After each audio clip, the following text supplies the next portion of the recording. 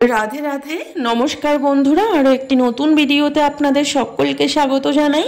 কেমন আছেন সবাই? আশা করি সবাই ভালো আছেন, সুস্থ আছেন। আর রাধারানীর কৃপায় আমরাও খুব ভালো আছি। তো আজকে সোমবার, এখন বাজে বিকেল 3:30 মতো।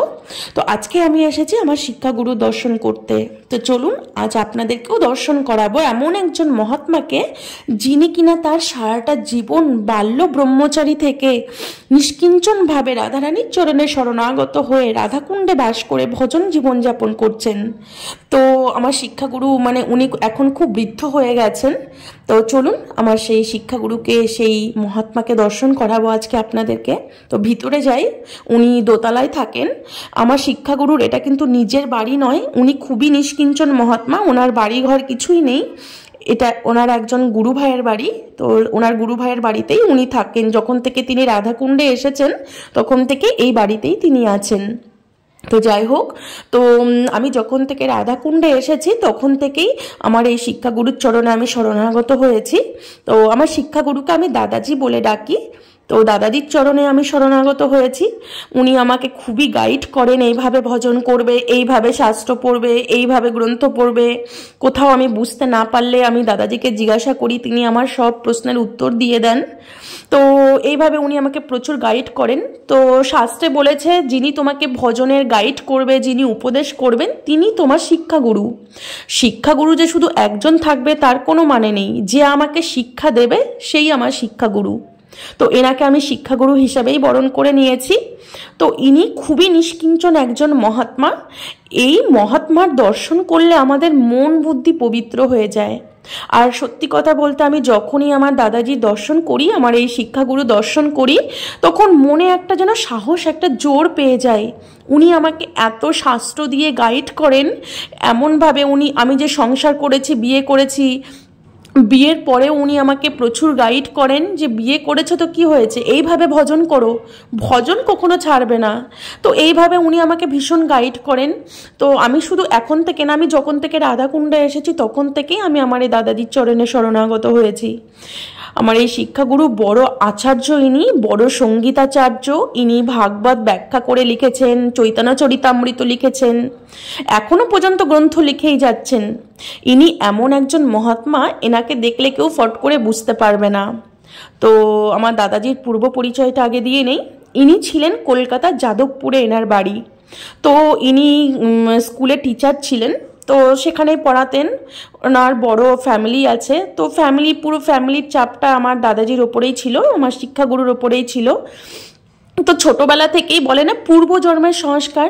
তো ছোটবেলা থেকেই এনার সংসারে মন লাগতো না, মনটা উদাস উদাস, শুধু বৃন্দাবনের দিকে মনটা টানতো। তখন উনি স্কুলে টিচার করতেন, কর্ম করতেন, সংসার ফ্যামিলি চালনা করতেন। এনার মা বাবা ভাই বোন সবাই আছেন, কিন্তু ইনি বিয়ে সংসার করেনি, বাল্য ব্রহ্মচারী ইনি। তো যাই হোক, তো হঠাৎ করে দাদাজির বাবা ইউনিভার্সিটিতে প্রফেসর হয়ে যায়, সরকারি চাকরি পেয়ে যায়। তখন দাদাজির ওপর একটু চাপটা কমে যায়, যে দায়িত্বটা আগে নিজের একার ওপরে ছিল, তখন সেই দায়িত্বটা দাদাজির ওপর থেকে কমে যায়। তখন বাবা যখন চাকরি পেয়ে গেলেন, তখন তিনি সংসার ছেড়ে মায়ের অনুমতি নিয়ে বৃন্দাবনের উদ্দেশ্যে রওনা দেন। আর দাদাজির মা খুবই ভক্তিমতী ছিলেন, এতটাই ভক্তিমতী ছিলেন যে মায়ের কারণেই তিনি বৃন্দাবন ধামে আসতে পেরেছেন। নিজের মাই বৃন্দাবনের পথে তাকে এগিয়ে দিয়েছেন। যেদিন তিনি বৃন্দাবনের পথে আসবেন, তখন মাই একটা ব্যাগের মধ্যে একটা জামা কাপড় দিয়ে, কটা পয়সা, আগেকার দিনে তো এত টাকা ছিল না, তখন পয়সারই অনেক ভ্যালু ছিল, কটা পয়সা হাতে দিয়ে ছেলেকে বৃন্দাবনের পথে রওনা অনুমতি দিয়ে দিয়েছেন। এমনকি ছেলেকে এগিয়ে দিয়েছেন ভজন পথে। তো আজও দাদাজি এই কথাটা বলেন যে আজকে আমি যে বৃন্দাবনে এসে ভজন করছি সারাটা জীবন, যে আমি এত ভক্তির একটা সুন্দর পথ বেছে নিয়েছি শুধু আমার মায়ের জন্য। আজকে আমার মায়ের কারণেই আজকে আমি এতটা দূর পৌঁছাতে পেরেছি। তো যাই হোক, তো উনি যে অনুরাগ, উনি যে নিষ্কিঞ্চন, মানে ওনার কোনো ব্যাংক ব্যালেন্স নেই, কোনো বাড়িঘর নেই, মানে খুবই নিষ্কিঞ্চন মহাত্মা। এরকম নিষ্কিঞ্চন মহাত্মা আজকালকার দিনে খুব কম দর্শন পাওয়া যায়। তো যাই হোক, তো এসে দাদাজি দর্শন করেই মনটা খুব খুশি হয়ে যায়। যখনই আমি ওনার দর্শন পাই, ওনার হাসি মুখটা দেখলেই মনে একটা জোর পাই। আজকে ওনার এতটা বয়স হয়ে গেছে, আজকে ওনার 83 বছর বয়স। এই 83 বছর বয়সেও ওনার মুখে হাসি মানে সবসময় লেগেই আছে। আর ওনার কোনো রকম অসুখ বিসুখ নেই, কোনো ব্যাধি নেই, না সুগার আছে, না হাই প্রেশার আছে, না ওনার কোনো মানে কোনো রকম প্রবলেম। মানে এত বৃদ্ধ বয়সেও যে ওনার কোনো প্রবলেম নেই, মানে এতটা ফ্রিভাবে উনি ভজন জীবনযাপন করছেন, এরকম মহাত্মা কিন্তু কম দেখতে পাওয়া যায়। তো যাই হোক, তো আমি এসে দাদাজি দর্শন করার সঙ্গে সঙ্গে আমাকে সেই ভজনের উপদেশ, আর বলে না শিক্ষাগুরু সবসময় ভজনের উপদেশ করবে, তো উনি আমাকে ভজনের উপদেশ করছিলেন। তো আমি দাদাজিকে একটাই কথা জিজ্ঞাসা করছিলাম যে তোমরা আমাকে অনেকেই প্রায় কমেন্টে এই কথাটা জিজ্ঞাসা করো, তো প্রায় দিনই আমাকে অনেকেই কমেন্ট করে থাকে যে রাধারানীর চরণে আমরা তুলসী দিতে পারবো কিনা। তো সেই কথাটাই আমি দাদাজিকে এসে বলছিলাম যে আমাকে অনেকেই এরকম কথা বলে রাধারানীর চরণে তুলসী দিতে পারবো কিনা। তো আমার শিক্ষাগুরু দাদাজি আমাকে এই মানে প্রসঙ্গটার ওপরে ব্যাখ্যা করে দিচ্ছিলেন আমরা কেন রাধারানীর চরণে তুলসী দেই। তো ইনি হচ্ছেন বড় মহাত্মা, ইনি আচার্য, মানে পুরো ভাগবতটাকে ব্যাখ্যা করে ইনি গ্রন্থ লিখেছেন, পুরো একটা ভাগবত তৈরি করেছেন। তো উনি যেটা সিদ্ধান্ত দেবেন, শাস্ত্রসম্মত সিদ্ধান্ত দেবেন, তো সেটাই আমাকে গ্রন্থ খুলে খুলে বোঝাচ্ছেন যে আমরা কেন রাধারানীর চরণে তুলসী দিচ্ছি। তো আমি যখনই দাদাজির সাথে দেখা করি কিংবা যখনই ওনার দর্শনে যাই, তখনই কোনো না কোনো একটা মানে প্রসঙ্গে ওনাকে জিজ্ঞাসা করলেই উনি সমস্ত প্রসঙ্গটার উত্তর আমাকে দিয়ে দেন। তো আমি তখন জিজ্ঞাসা করছিলাম যে দাদাজি আমরা রাধারানীর চরণে কেন তুলসী দেই, সেই কারণটা আপনি আমাকে পরিষ্কার করে বলেন। তো উনি গ্রন্থ খুলে আমাকে পরিষ্কার করে বলে দিলেন আমরা কেন রাধারানীর চরণে তুলসী দেই। অনেকেই আমাকে কমেন্ট করো তোমরা যে রাধারানীর চরণে তুলসী দিলে অপরাধ হবে, রাধারানীর চরণে তুলসী দিতে নেই। এটা জড়জগতের কথা, জড়জগতে এটা ভুল ধারণা ছড়িয়ে আছে যে আমরা রাধারানীর চরণে কেন তুলসী দেই। কিন্তু আমাদের বৃন্দাবন ধামে রাধাকুণ্ডের মহাত্মারা কিন্তু প্রত্যেকেই রাধারানীর চরণে তুলসী দেবেন, কারণ এনারা সঠিক সিদ্ধান্ত জানেন, তত্ত্ব জানেন, শাস্ত্র জানেন যে রাধারানী হচ্ছে প্রেমের মূর্তি, শ্রীকৃষ্ণের আহ্লাদিনী শক্তি, আর রাধারানী শ্রীকৃষ্ণ হচ্ছে প্রেমের বশ। তো শ্রীকৃষ্ণের থেকেও হচ্ছেন রাধারানী বড়, প্রেম ছাড়া শ্রীকৃষ্ণকে কোনো মতেই তাকে প্রাপ্তি হওয়া যাবে না। তো এই জন্য রাধারানী যখন শ্রীকৃষ্ণের থেকে বড়, শ্রীকৃষ্ণ রাধারানী শ্রী চরণ দুখানি নিজের মাথায় নিচ্ছেন, তাহলে আমরা কেন রাধারানীর চরণে তুলসী দিতে পারবো না? কিন্তু জড়জগতে এই ধারণটা ভুল, মানে ভুল ভ্রান্তি মানুষের মধ্যে ছড়িয়ে আছে যে রাধারানীর চরণে তুলসী দিতে পারবো না। রাধা আর কৃষ্ণ দুইটি একই স্বরূপ, একই প্রাণ, একই আত্মা, শুধু লীলা করার জন্য দুটি দেহ ধরলেন। তো আমরা কৃষ্ণের চরণে তুলসী দিব, রাধার চরণে কেন তুলসী দিতে পারবো না? এটার মধ্যে অনেক যুক্তি আছে, কিন্তু জড়জগতের মানুষ এই কথাটাকে মানতেই চায় না। তো এই প্রসঙ্গেই দাদাজির সাথে কথা হচ্ছিল। তো দাদাজি যখন আসেন বৃন্দাবনে, যখন আজ থেকে প্রায় 50 বছর আগের কথা, উনি খুব কম বয়সে এই বৃন্দাবন ধামে এসেছেন। তখন ওনার পকেটে একটা পয়সাও ছিল না, 7টা টাকা নিয়ে উনি বেরিয়েছিলেন। 2টো কলা খেয়ে উনি কলকাতা থেকে বৃন্দাবনে এসেছেন। তো সেই প্রসঙ্গেই উনি আমাকে আলোচনা করছেন, উনি আমাকে বলছেন। তো আমি তো অনেক দিন আগেই জানি, কিন্তু আমার হাজবেন্ড ওনাকে প্রথম দর্শন আগেও করেছে, কিন্তু ওনার মুখে যে তথ্য কথা, তো সেটা শোনার জন্য আমার হাজবেন্ডকে নিয়ে এসেছি আমার দাদাজির কাছে। তো ওনার মুখের যে বাণী, এই বাণী শুনলে মনে একটা জোর পাওয়া যায়।